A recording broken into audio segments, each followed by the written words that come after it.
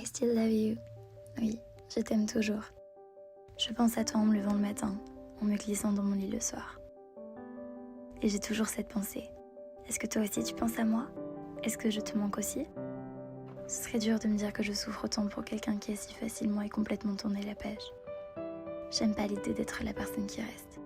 Je sais que chaque personne aime différemment, donc que par essence les relations ne peuvent être équilibrées. Il y a toujours quelqu'un qui aime plus que l'autre. Je suis juste fatiguée que ce soit toujours moi. Mon absence te chagrine alors que la tienne me bousille. Je nous vois quand je prends ma douche, quand je me fais à manger, quand je pars me coucher, quand je marche dans la rue et que je sens ma main vide, quand je prends le train et que ce n'est pas pour te rejoindre.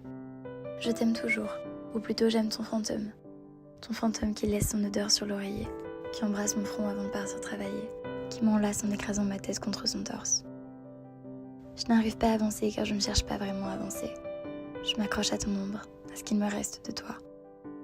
J'aime l'intimité qu'on avait, cette façon qu'on avait de se découvrir un peu plus à chaque fois qu'on se voyait, et de se manquer d'autant plus quand on se séparait à nouveau.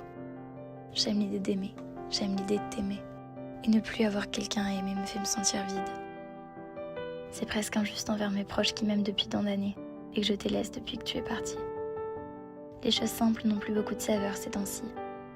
J'ai hâte de me réveiller et de ne plus penser à toi, d'être capable de chérir nos souvenirs ensemble sans regretter qu'il ne soit arrivé.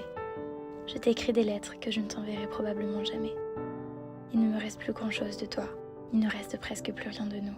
Si ce n'est des photos rangées dans une enveloppe, un sweat pendu sur un cintre et une sensation de vide dans mon lit. Je t'aime toujours autant, mais je pleure beaucoup moins.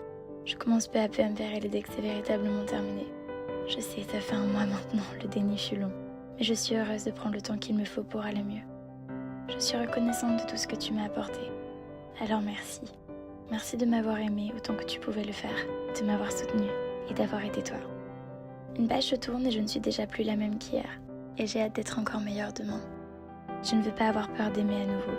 Je veux aimer, encore et encore, sans savoir quelle en sera l'issue. Je t'aime toujours et je te remercie pour le petit bout de chemin que nous avons fait ensemble. Aujourd'hui est le premier jour du reste de ma vie et j'espère qu'il sera ensoleillé.